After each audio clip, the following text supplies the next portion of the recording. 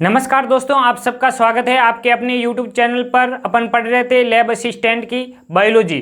तो देखिए, lab assistant की बायोलॉजी में अपन का टॉपिक चल रहा था सेल बायोलॉजी। सेल बायोलॉजी में आज अपन टॉपिक ले रहे हैं कोशिका झिल्ली, यानी अपन आज कोशिका झिल्ली के बारे में जानकारी प्राप्त करने वाले हैं। कोशिका झिल्ली को अपन प्लाज्मा झिल्ली या जीवद्रीय कला भी कहते हैं। ये कोशिका झिल्ली कहने वाले दो वैज्ञानिक थे, एक तो निकेली तथा क्रेमर। इन्होंने सर्वप्रथम कोशिका झिल्ली को कोशिका झिल्ली नाम दिया। दूसरा एक वैज्ञानिक है जिसका नाम है प्लोवर, जिसने कोशिका झिल्ली को प्लाज्मा लेमा कहा, यानी प्लोवर ने कोशिका झिल्ली को क्या नाम दिया? Plasma lemma. अपन कोशिका झिल्ली के बारे में देखें तो ये मुख्यतः दो पदार्थों से बनी है। एक तो है आपके फॉस्फोलिपिड व प्रोटीन से इसका निर्माण हुआ है। यानी जो आपकी कोशिका झिल्ली है उसका निर्माण मुख्यतः फॉस्फोलिपिड व प्रोटीन से हुआ है। यह एक प्रत्यास्थ यानी लचीली परत है और यह सजीव परत है तथा यह पतली होती है, यानी इसकी जो मोटाई है वह 75 एंगस्ट्रॉन के बराबर है तथा यह कोशिका झिल्ली चयनात्मक पारगम्य होती है। फिर अपन देखें इसके मॉडल के बारे में, तो देखिए कोशिका झिल्ली के 3 मॉडल दिए गए हैं।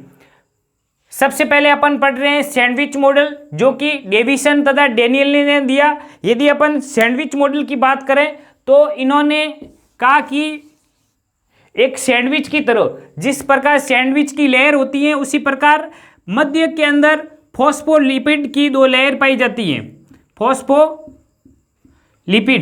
और इन परतों के दोनों तरफ प्रोटीन की लेयर पाई जाती है,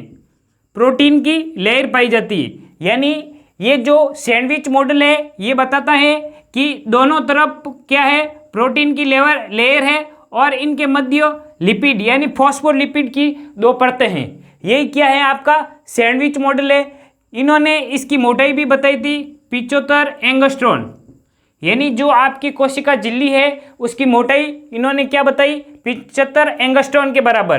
दूसरा जो मॉडल है जो कि दिया था रॉबर्टसन ने, जो कि इकाई कला मॉडल है।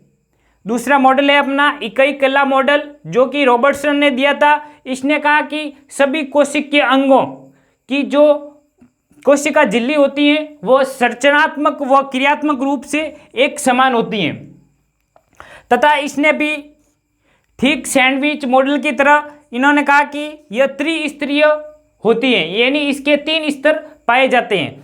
सबसे मुख्य मॉडल है आपका तरल मोज़ेक मॉडल, जो कि आज भी इसको मान्यता दी गई है। इन दोनों को अब भी मान्यता नहीं है। अब देखिए तरल मोज़ेक मॉडल, अपन बात करें तो ये दिया था सिंगर व निकोलसन ने।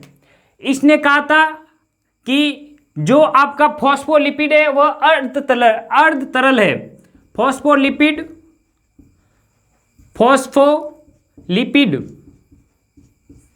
एक अर्ध तरल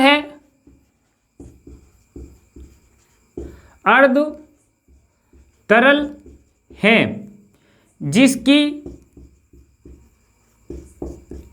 द्विआण्विक सतह पर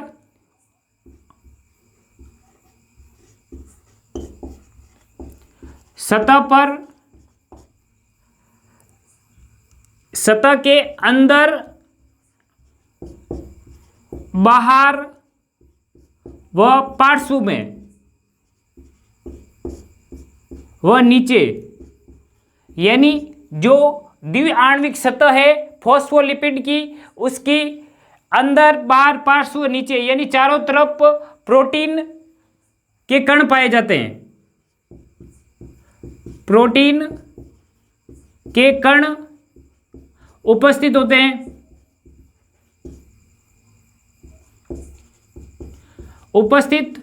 हैं। यह प्रोटीन के कण प्रोटीन चैनल का निर्माण करते हैं, जो कि इसे यानी कोशिका झिल्ली को पारगम्यता को बढ़ाते हैं। प्रोटीन चैनल का निर्माण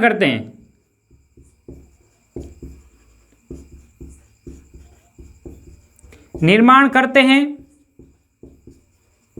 जो कि कोशिका झिल्ली की पारगम्यता को बढ़ाते हैं। यदि अपन कोशिका झिल्ली या प्लाज्मा झिल्ली की कार्य की बात करें, यदि अपन कोशिका झिल्ली या प्लाज्मा झिल्ली की कार्य की बात करें तो इनका कार्य होता है कोशिका की वृद्धि में सहायक। अपन इसके कार्य की बात करें तो ये होता है कोशिका झिल्ली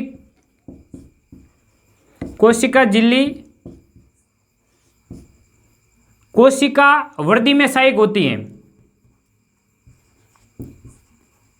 वृद्धि में सहायक होती हैं। और देखिए यह परिवहन में भी सहायक होती हैं।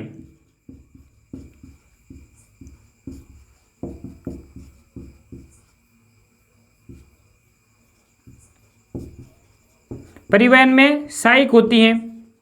ये तो हो गए आपके कोशिका झिल्ली के कार्य। इसके बाद अपन देख रहे हैं कोशिकांग, जो कि कोशिका ध्रुव में उपस्थित होते हैं।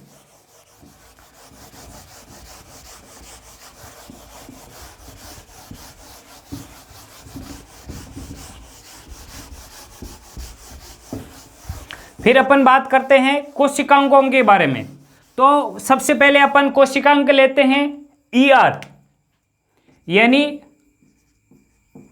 अंतःपर्दवी जालिका,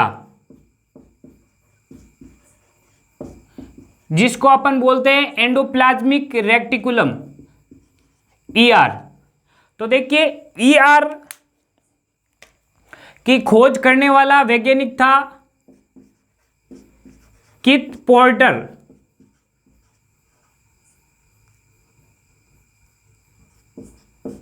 किथ पोर्टर ने इसकी खोज की, यानी अंतःपर्दवी जालिका की खोज करने वाला वैज्ञानिक कौन था? किथ पोर्टर। फिर अपन बात करें अंतःपर्दवी जालिका की, तो देखिए यह केंद्रक से कोशिका झिल्ली तक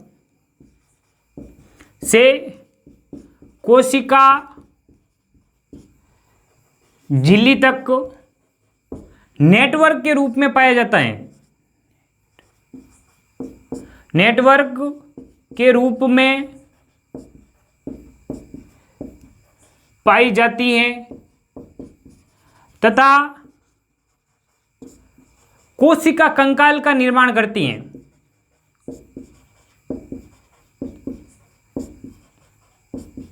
कोशिका कला का निर्माण करती हैं, यानी जो अंतःपर्दवी जालिका है वह कोशिका के अंदर जो आपका केंद्रक है, यानी दो झिल्ली युक्त केंद्रक, उसका जो झिल्ली है केंद्रक झिल्ली से कोशिका झिल्ली तक ये नेटवर्क के रूप में पाई जाती है। यानी ये आपकी केंद्रक झिल्ली है, केंद्रक झिल्ली से यह कोशिका झिल्ली तक नेटवर्क के रूप में पाई जाती है। फिर देखिए अंतःपर्दवी जालिका ये दो प्रकार की होती हैं। यह दो प्रकार की होती हैं।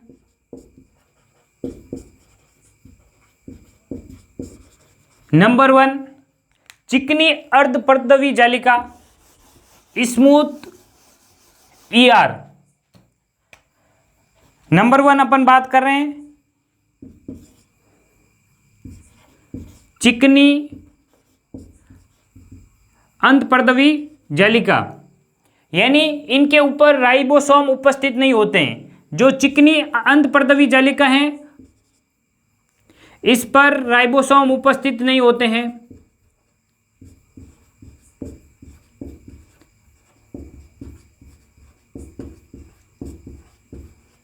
नहीं पाए जाते।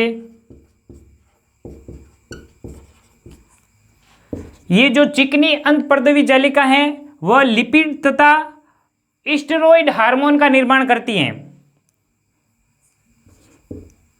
स्मूथ ER एक तो आपके लिपिड व स्टीरॉइड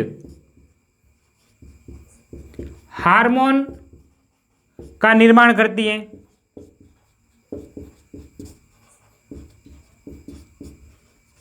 यदि अपन बात करें खुरदरी अंतर्प्रदवी जालिका की, नंबर 2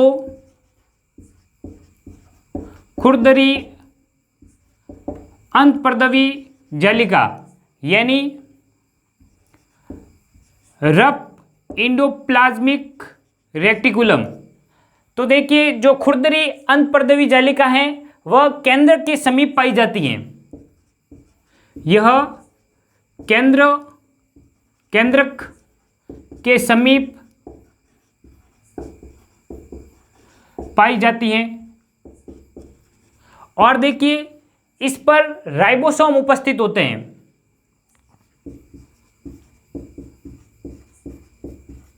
राइबोसोम उपस्थित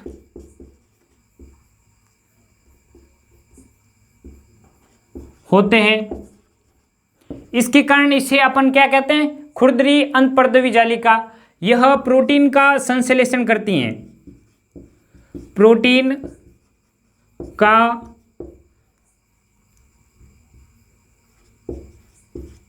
संश्लेषण करती हैं। जो आपकी खुरदरी अंतर्प्रदवी जालिका है वह किसका निर्माण करती है, प्रोटीन का निर्माण करती है, जबकि चिकनी अंतर्प्रदवी जालिका लिपिड तथा स्टेरॉइड हार्मोन का निर्माण करती है। फिर अपन बात करें अंतर्प्रदवी जालिका की कार्य की, तो देखिए एक तो ये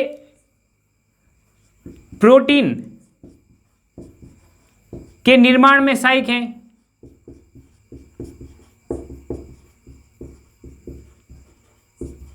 और जो अंतर्प्रदवी जालिका है वो किसका निर्माण कर रही है, और लिपिड।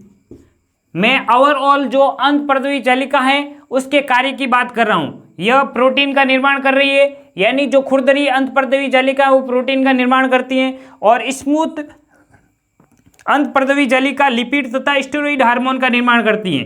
अतः मैं कह सकता हूं कि अंतर्प्रदवी जालिका प्रोटीन का निर्माण करती हैं और लिपिड व स्टेरॉइड का भी निर्माण करती हैं।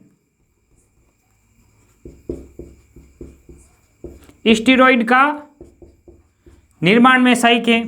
और देखिए जो अंतर्प्रदवी जालिका है वह कोशिका कंकाल का निर्माण करती हैं। यह कोशिका कंकाल का निर्माण करती हैं।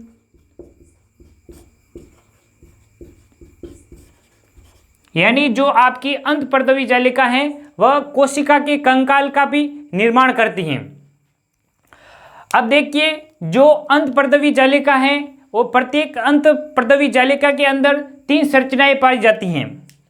उन संरचनाओं के बारे में बात करने से पहले अपन एक बार वापस देख लेते हैं। अंतर्प्रदवी जालिका जिसकी खोज किट पोर्टर नामक वैज्ञानिक ने की थी, यह केंद्रक से कोशिका झिल्ली तक नेटवर्क के रूप में पाई जाती हैं तथा कोशिका कंकाल का निर्माण करती है। ये 2 प्रकार की होती है, खुरदरी ईआर तथा स्मूथ ईआर। यदि अपन स्मूथ ईआर की बात करें तो इन पे राइबोसोम नहीं पाए जाते हैं और ये लिपिड तथा स्टेरॉइड हार्मोन का निर्माण करती हैं। खुरदरी अंतर्प्रदवी जालिका का अपन बात करें तो ये केंद्रक के समीप पाई जाती हैं, इन पर राइबोसोम उपस्थित होते हैं, इसलिए अपन इन्हें खुरदरी ईआर भी कहते हैं, और ये प्रोटीन का संश्लेषण करने में सहायक होती हैं। फिर अपन बात करें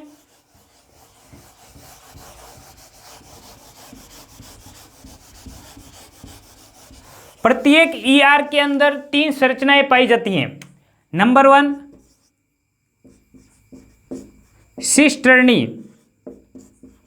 ये चपटी नलिकाएं होती हैं जो एक के ऊपर एक व्यवस्थित होती हैं। यह चपटी नलिकाएं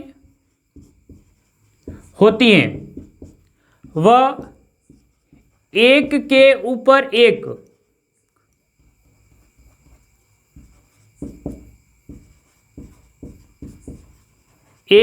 व्यवस्थित होती हैं तथा अशाखित होती हैं।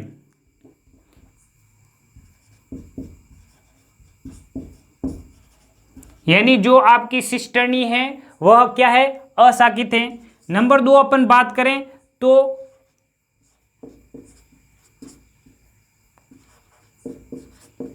अंतपर्दवी जालिका के अंदर जो दूसरी संरचना है वह है पुटिकाएं।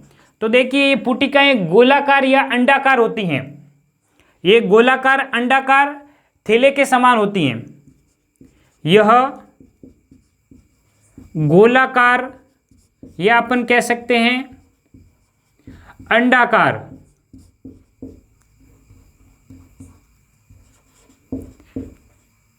थैले के समान संरचना होती हैं।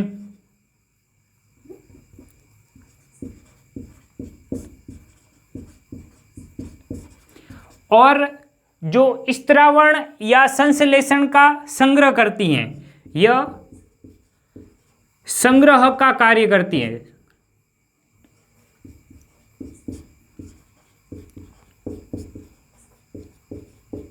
यानी जो आपकी पुटिकाएं हैं वह गोलाकार या अंडाकार थैले समान संरचना है जो कि संग्रह के कार्य करती हैं। नंबर 3 की बात करें तो होती हैं आपकी नलिकाएं।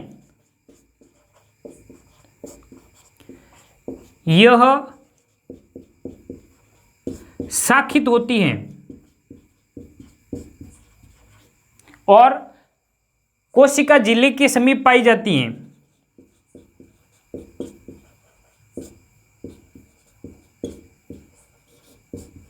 झिल्ली के समीप पाई जाती हैं। यानी ये अंतपर्दवी जालिका के अंतिम स्वरूप में पाई जाती हैं, अंतिम संरचना के अंदर पाई जाती हैं। तो देखिए प्रत्येक जो अंतपर्दवी जालिका हैं उनके अंदर 3 संरचनाएं होती हैं मुख्यतः। एक सिस्टर्नी यानी ये चपटी नलिकाएं होती हैं और ये एक के ऊपर एक व्यवस्थित होती हैं तथा अशाखित होती हैं। यदि मैं बात करूं पुटिकाएं की तो ये गोलाकार या अंडाकार थैले समान संरचना है और संग्रह का कार्य करती हैं। नलिकाएं की अपन बात करें तो ये शाखित होती हैं तथा कोशिका झिल्ली के समीप पाई जाती हैं। ये तो हो गई आपके अंतपर्दवी जालिका की जो मुख्य जानकारियां थी वो। अब अपन बात करें माइटोकॉन्ड्रिया की। तो देखिए माइटोकॉन्ड्रिया दोहरी झिल्ली युक्त कोशिकांग है। अपन बात करें माइटोकॉन्ड्रिया की,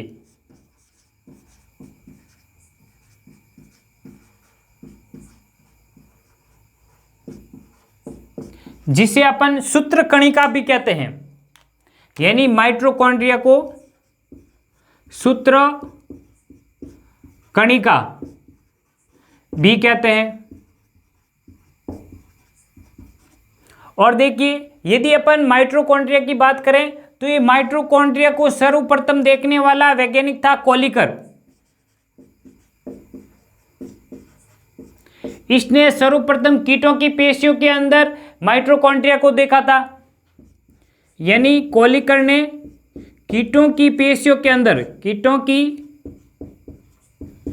पेशियों में इसी यानी माइटोकॉन्ड्रिया को देखा था। जबकि खोज का श्रेय अपन देते हैं अल्टमान तथा फ्लेमिंग को।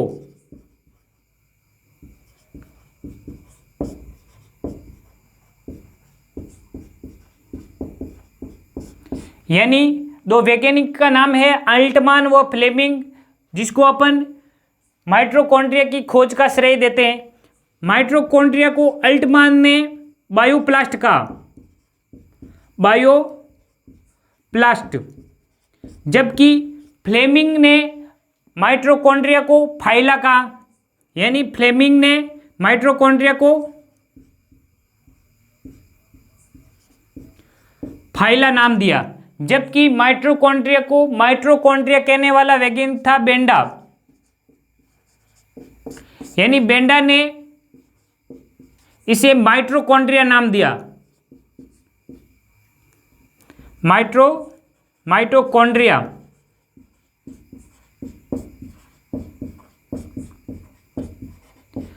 यदि आपसे क्वेश्चन पूछा जाए माइटोकॉन्ड्रिया को माइटोकॉन्ड्रिया कहने वाला वैज्ञानिक कौन था, तो बेंडा, जिसने माइटोकॉन्ड्रिया को माइटोकॉन्ड्रिया कहा। अब देखिए एक वैज्ञानिक था सिकविड्स,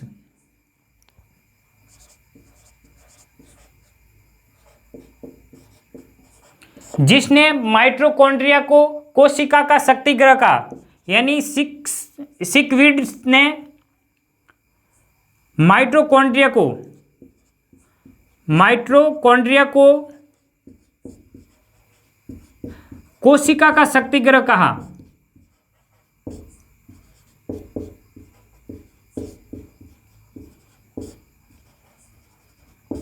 अपन माइटोकॉन्ड्रिया को कोशिका का शक्तिग्रह या इसे बिजली घर भी कहते हैं, कोशिका का बिजली घर। तो ये सर्वप्रथम कहने वाला वैज्ञानिक था सिकविड्स। एक वैज्ञानिक है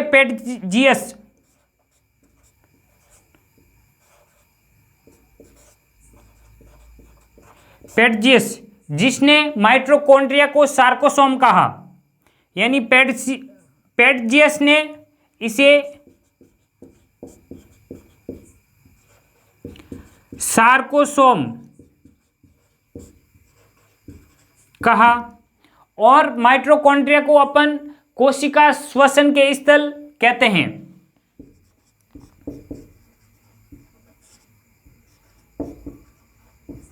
एक वैज्ञानिक का नाम है हुक ब्लूम, जिसने इसे कोशिकीय श्वसन के स्थल कहा।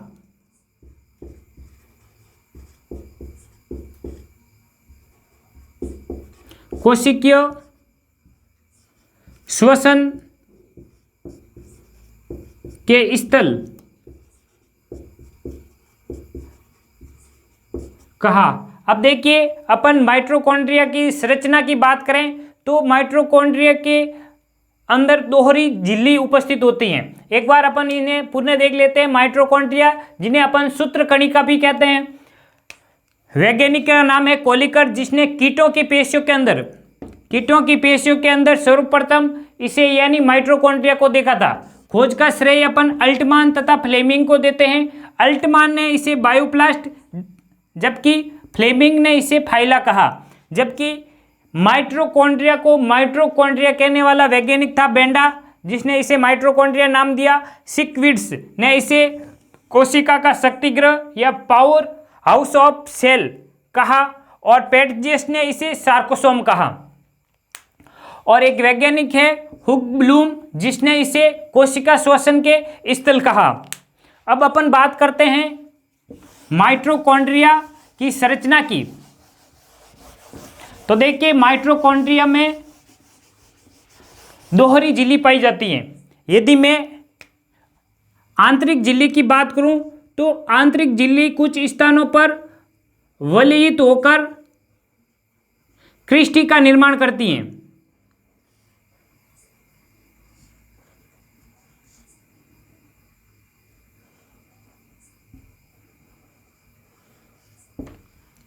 जबकि जो बाहरी झिल्ली है, यानी माइटोकॉन्ड्रिया का बाहरी आवरण, वो सपाट, यानी जो बाहरी झिल्ली होती है वह सपाट होती है। आंतरिक झिल्ली कुछ स्थानों पर वलित होकर क्रिस्टी का निर्माण करती हैं। क्रिस्टी, और इन क्रिस्टी पर सवृंत गोलाकार संरचनाएं पाई जाती हैं, जिन्हें अपन ऑक्सीसोम कहते हैं। माइटोकॉन्ड्रिया की आंतरिक झिल्ली वलित होकर क्रिस्टी का निर्माण करती है और इन क्रिस्टी पर एक सवृंत गोलाकार संरचना पाई जाती है, जिन्हें अपन ऑक्सीसोम कहते हैं।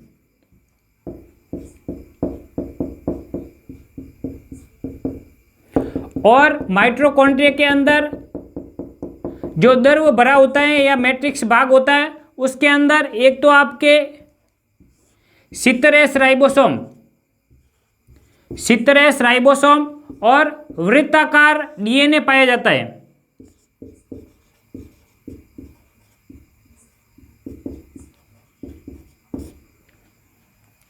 और इनके अंदर आरएनए भी होता है। ठीक है, मैट्रिक्स भाग में एक तो मुख्यतः 70S राइबोसोम और वृत्ताकार डीएनए पाए जाता है।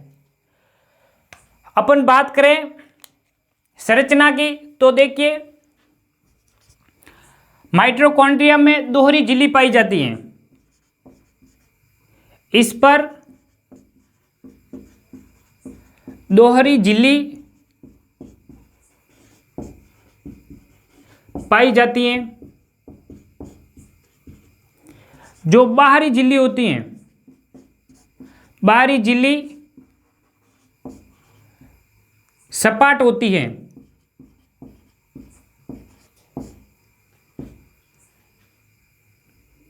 जबकि आंतरिक झिल्ली, आंतरिक झिल्ली की अपन बात करें तो ये कुछ स्थानों पर वलित होकर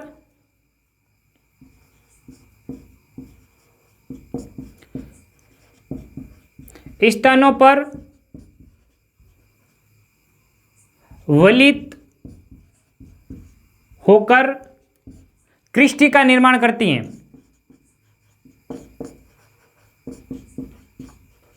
क्रिस्टी का निर्माण करती हैं और इन क्रिस्टी पर वर्ताकार सवृंत गोलाकार संरचना पाई जाती है। क्रिस्टी पर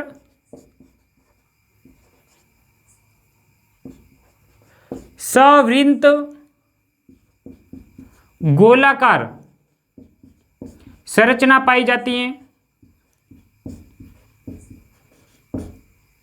जिन्हें अपन ऑक्सीसोम कहते हैं। या इन्हें F1 F0 कण या इलेक्ट्रॉन स्थानांतरण कण कहते हैं।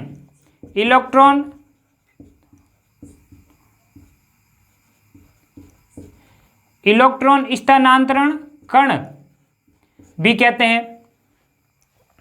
और देखिए इसके मैट्रिक्स भाग के अंदर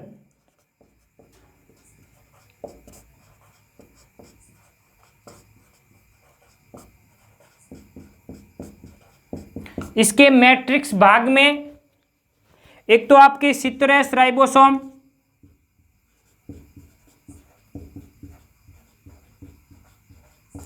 व डीएनए जो कि वृत्ताकार होता है तथा आरएनए पाया जाता है। अब देखिए एक प्रोकैरियोटिक समान, यह प्रोकैरियोटिक कोशिका समान, इसके अंदर क्या पाया जा रहा है? सिट्रेस राइबोसोम, डीएनए व आरएनए पाया जाता है। इसलिए इसे यूकैरियोटिक कोशिका के अंदर प्रोकैरियोटिक कोशिका के समान माना जाता है। इसे यूकैरियोटिक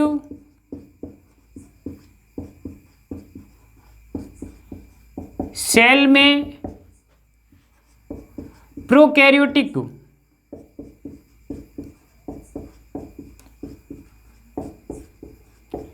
सेल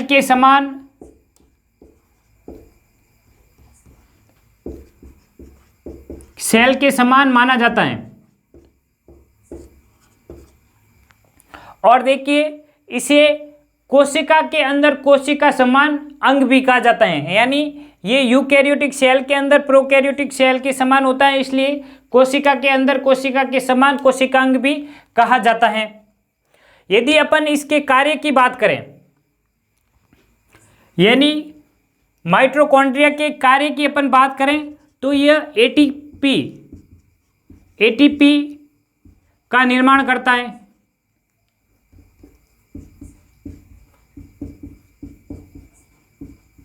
एटीपी का निर्माण करता है, इसलिए इसे क्या कहते हैं अपन? कोशिका का शक्तिगृह। और ये हीमोग्लोबिन का जो हिम भाग है उसका संश्लेषण करता है।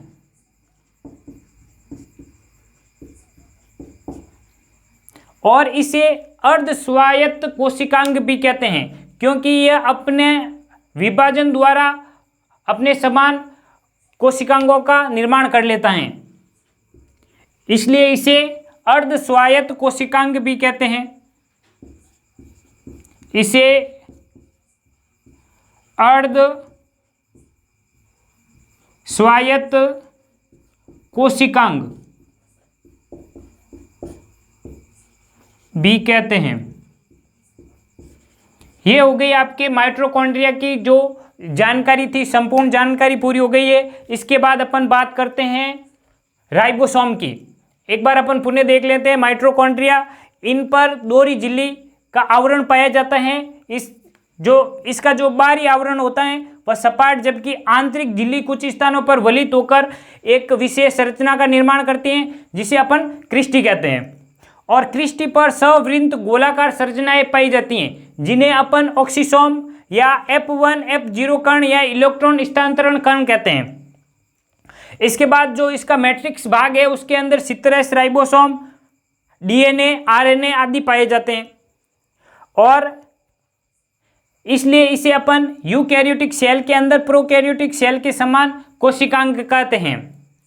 और देखिए इसे अपन अर्ध स्वायत्त कोशिकांग भी कहते हैं क्योंकि इनके अंदर अपना स्वयं का DNA व 17 राइबोसोम होने के कारण ये अपनी प्रतिलिपि खुद बना लेता है, इसीलिए इसे अपन अर्ध स्वायत्त कोशिकांग कहते हैं। फिर अपन बात करते हैं राइबोसोम की, जो कि सबसे छोटा कोशिकांग है, वह झिल्ली रहित कोशिकांग है।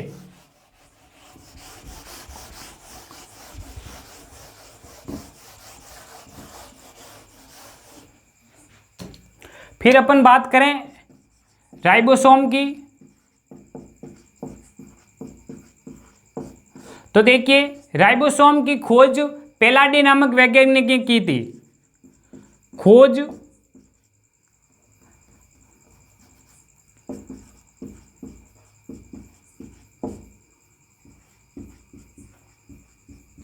जंतु कोशिका में की थी।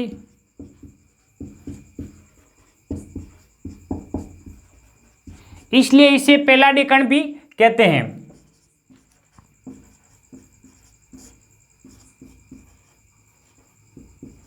एक क्लाड नामक वैज्ञानिक था जिसने इसे माइक्रोसोम कहा।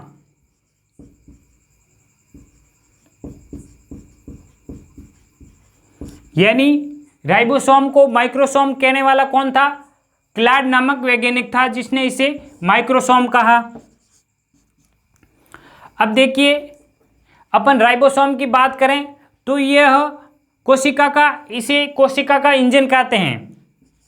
राइबोसोम को अपन कोशिका का इंजन कहते हैं।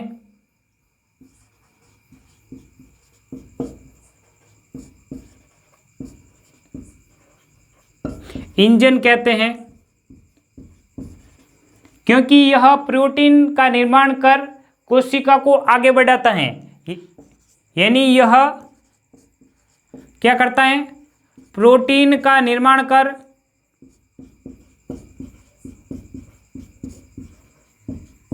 कोशिका को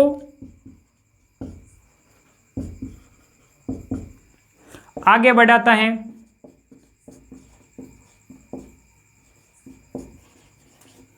इसलिए इसे प्रोटीन फैक्ट्री भी कहते हैं। इसे प्रोटीन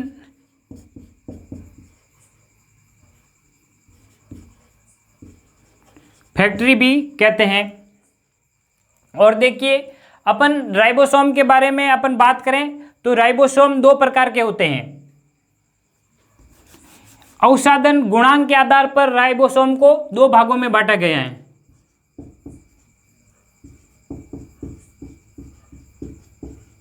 एक तो है 17 राइबोसोम और दूसरा है 80S राइबोसोम। यदि अपन 17 राइबोसोम की बात करें तो इनके अंदर दो उप इकाइयाँ पाई जाती हैं। एक तो है 50S और दूसरी है 30S।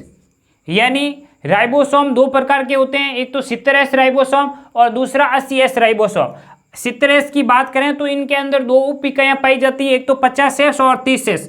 यदि इनको आप जोड़ोगे तो 80 हो जाएंगे, तो इनको जोड़कर नहीं देखना है। इनकी जो 17S की जो उप इकाइयाँ हैं उनको ऐसे ही नाम दिया गया है 50S व 30S। यदि मैं 80S की उप इकाइयों की बात करूं तो इनकी दो उप इकाइयाँ हैं, एक तो 60S और एक 40S, जो कि 80S राइबोसोम की उप इकाइयाँ हैं। यदि मैं 17S राइबोसोम की बात करूं तो यह प्रोकैरियोटिक कोशिका में पाया जाता है।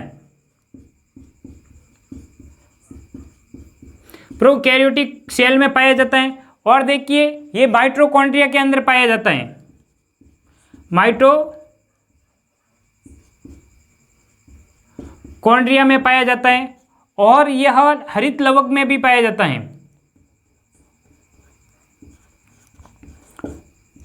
हरित लवक के अंदर पाया जाता है। यदि मैं 80S राइबोसोम की बात करूं तो ये यूकैरियोटिक कोशिका के अंदर स्वतंत्र रूप से पाया जाता है। यूकैरियोटिक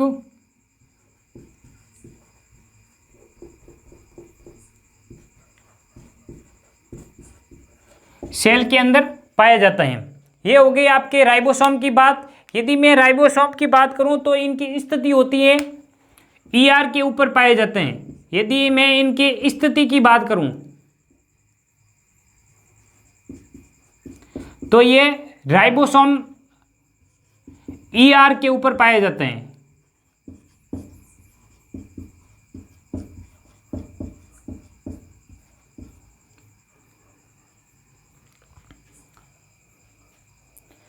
ये हो गए आपके राइबोसोम के दो प्रकार, 70S व 80S। ये देखिए राइबोसोम सबसे छोटे कोशिकांग हैं। राइबोसोम सबसे छोटे कोशिकांग हैं।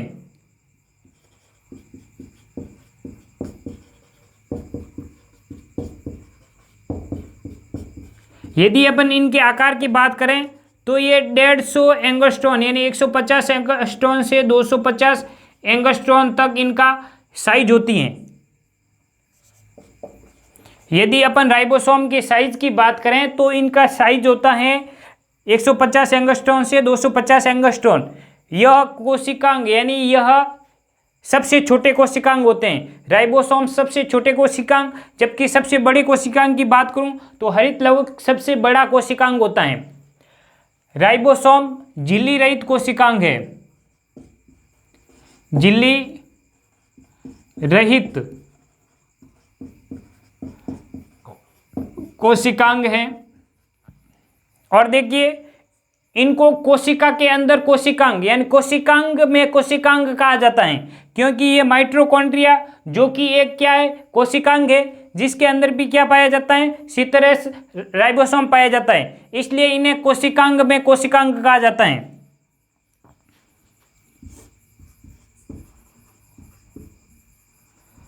कोशिकांग में कोशिकांग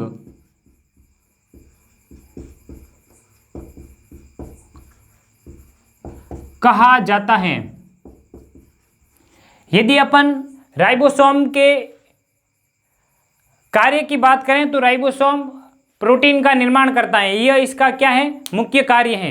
ये हो गए आपके राइबोसोम की जो संपूर्ण जानकारी थी उसके बारे में। अब आप लोगों से एक गुजारिश है कि आप मेरे वीडियो को अधिक से अधिक शेयर करें और मेरे चैनल को सब्सक्राइब करें और कमेंट करके ज़रूर बताएं कि आपको वीडियो कैसा लगा है। जय हिंद, जय भारत।